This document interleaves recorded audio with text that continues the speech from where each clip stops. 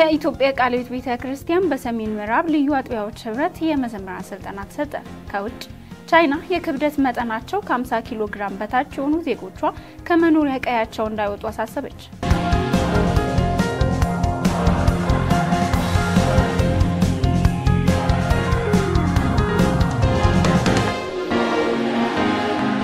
ሰላም የተወደዳችሁ ውድ የሕይወት ቲቪ ተመልካቾቻችን ከአባታችን ከእግዚአብሔር ከጌታም ከኢየሱስ ክርስቶስ ሰላምና ጸጋ ለእናንተ ይብዛ። የዕለቱን መረጃዎች ይዘንላችሁ ቀርበናል። ከመረጃዎቹ ጋር ከእናንተ ጋር ቆይታ የማደርገው እኔ ሮማን ከሊል ከመላው የሕይወት ቴሌቪዥን የስቱዲዮ ባለሙያዎች ጋር በጋራ በመሆን አብራችን ቆዩ። የኢትዮጵያ ቃለ ሕይወት ቤተክርስቲያን በሰሜን ምዕራብ ልዩ አጥቢያዎች ህብረት የመዘምራን ስልጠና ተሰጠ። ከሚያዝያ ቀን 3 እስከ 5 2017 ዓ.ም በባህር ዳር ከተማ ቃለ ሕይወት ቤተክርስቲያን ስልጠናው የተሰጠ ሲሆን በከተማዋ የሚገኙ ሌሎች አብያተ ክርስቲያናት መዘምራንም ጥሪ ተደርጎላቸው ተሳትፈውበታል። 84 ሰልጣኞች መጽሐፍ ቅዱሳዊ አምልኮ በዝማሬና የሙዚቃ አለባውያን የድምጽ ልምምድ ህብረ ድምጽና የኳየር አደረጃጀት ተያያዥ ጉዳዮች ላይ ጠለቅ ያለ ስልጠና መሰጠቱን በስፍራው ተገኝተው ካሰለጠኑት የሙዚቃ ባለሙያ ረታ ጳውሎስ ለማወቅ ተችሏል። እሁድ ዕለት በነበረው መደበኛ የአምልኮ ጊዜ የዝማሬና የቃል አገልግሎት በአሰልጣኙ የተሰጠ ሲሆን በህብረቱና የአጥቢያ መሪዎች የወጣት ሰብሳቢና አስተባባሪዎች በቡራኪና በምስጋና ማጠቃለያ ተሰጥቶ ፕሮግራሙ ተጠናቋል። የኢትዮጵያ ወንጌላውያን አብያተ ክርስቲያናት ህብረት 50ኛ ዓመት የወርቅ ኢዮቤልዩ በዓል መክፈቻና ዓመታዊ የመሪዎች ጉባኤ እንደሚካሄድ ገለጸ።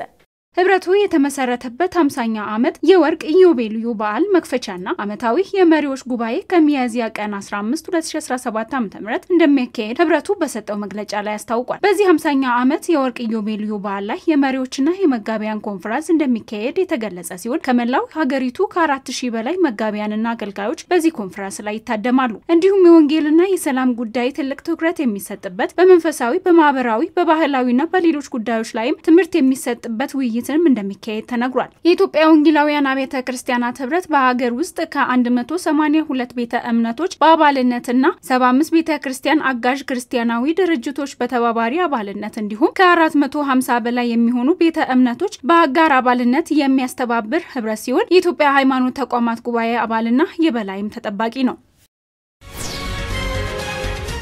የገሊላ ኢንተርናሽናል ሴሚናሪ የ2017 ዓ.ም በተለያዩ መርሃ ግብር ያስተማራቸውን ተማሪዎች አስመረቀ።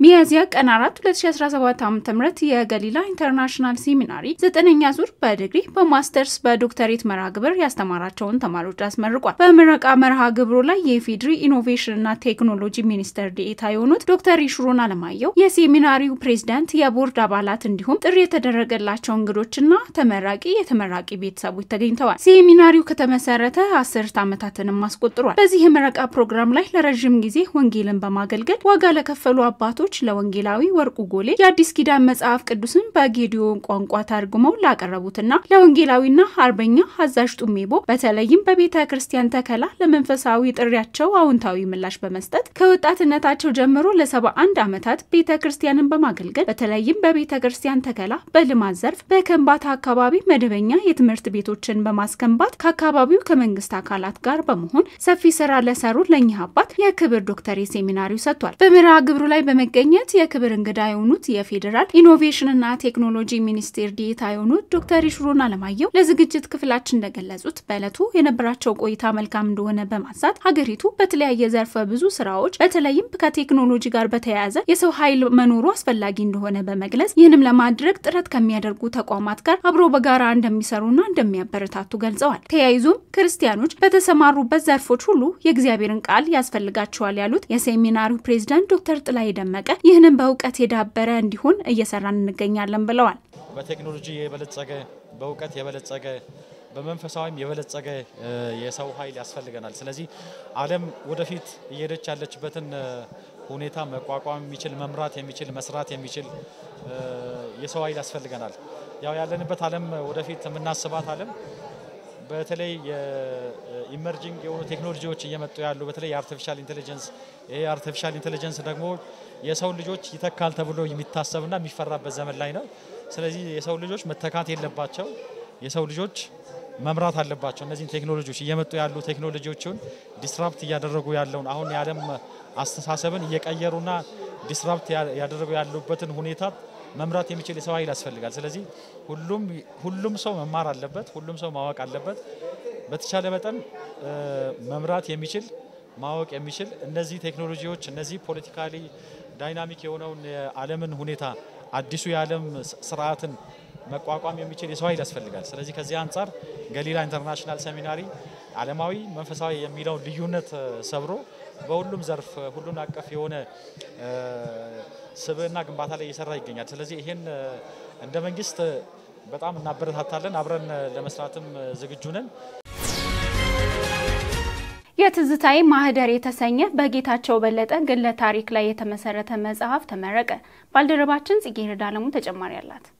ሚያዝያ 5 2017 ዓመተ ምህረት የትዝታዬ ማህደር በሚል ርዕስ የተጻፈው መጽሐፍ የጌታቸው በለጠ ግለ ታሪክ ላይ የሚያጠነጥን መጽሐፍ በብሔራዊ ቤተ መጻሕፍትና ቤተ መዛግብት ተመርቋል። በምረቃ መርሃ ግብሩ ላይ አምባሳደር ተሾመ ቶጋ፣ አምባሳደር ወይዘሮ ሙሉ ሰለሞን እንዲሁም የተከበሩ ዶክተር ንጉሴ ተፈራ፣ ደራሲ አበራ አዳሙ፣ ዶክተር ወዳጄነህ መሐረን፣ የደራሲው ቤተሰቦች፣ ወዳጅ ዘመዶች እንዲሁም ጥሪ የተደረገላቸው እንግዶች ተገኝተዋል። ከ13 በላይ መጽሐፍቶችን የጻፈው አንጋፋው ደራሲ በተለያዩ የኃላፊነት ቦታዎች ላይም ከመደበኛው ስራ እስከ አመራርነት የቀድሞ የኢትዮጵያ የደራሲያን ማህበር ፕሬዝዳንት የነበሩት ደራሲና ጸሐፊ ጌታቸው በለጠ ለዝግጅት ክፍላችን እንደገለጹት ይህ ለህትመት የበቃው መጽሐፋቸው 13ኛ እንደሆነ የገለጹ ሲሆን ቀደም ሲል ከ20 በላይ መጽሐፍቶችም እንደጻፉ ተናግረዋል።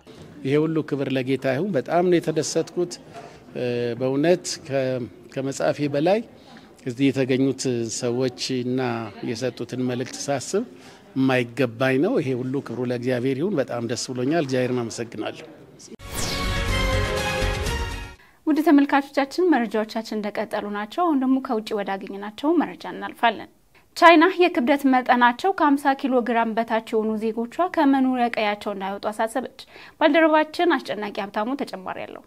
ቻይና የክብደት መጠናቸው ከ50 ኪሎ ግራም በታች የሆኑ ዜጎቿ ከመኖሪያ ቤታቸው እንዳይወጡ አሳሰበች። በቻይና ሰሜናዊ ክፍል ዝናብ የቀላቀለ ከባድ ነፋስ መከሰቱን ተከትሎ የሰውነት ክብደት መጠናቸው ከ50 ኪሎ ግራም በታች የሆኑ ዜጎቿ ከመኖሪያ ቀያቸው እንዳይወጡ አሳስባለች። ከሀገሪቱ ደቡባዊ አዋሳኝ ማንጎሊያ መነሻውን ያደረገው ንፋስ በሰዓት 150 ኪሎ ሜትር በመሸፈን ቤጂንግ፣ ቲያንጂንን እና ሃይቤንን ጨምሮ የቻይናን ሰሜናዊ ክፍሎችን እየመታም ይገኛል። የንፋስ ጥንካሬ ከ1 እስከ 17 ባለ ደረጃ የሚለካ ሲሆን አሁን ላይ የተከሰተው ከባድ ነፋስ ባለፉት 10 ዓመታት ከተመዘገቡት የመጀመሪያው መሆኑ ተገልጿል። የተከሰተው ከባድ ነፋስ ደረጃ 13 ሲሆን ዝናብ፣ በረዶና ነጎድጓድ የቀላቀለ መሆኑን የቻይና የአየር ትንበያ ኤጀንሲ ጠቁሟል። በክስተቱ የሰው ሕይወት ላይ የደረሰ ምንም አይነት ጉዳት እንደሌለ ያመለከተው ኤጀንሲው ከ300 በላይ ግዙፍ ዛፎች ተገንድሰው መውደቃቸውን ጠቁሟል። ይህን ተከትሎ የሰውነት ክብደታቸው ከ50 ኪሎ ግራም በታች የሚመዝኑ ዜጎች በንፋሱ እንዳይወሰዱ በማሰብ ነው ከመኖሪያቸው እንዳይወጡ ማስጠንቀቂያው የተሰጠው። እንዲሁም ንፋሱ የባሰ አደጋ እንዳያስከትል አስቸኳይ እርምጃዎች እየተወሰዱ ይገኛል። ዛፎች በቀላሉ እንዳይነቀሉ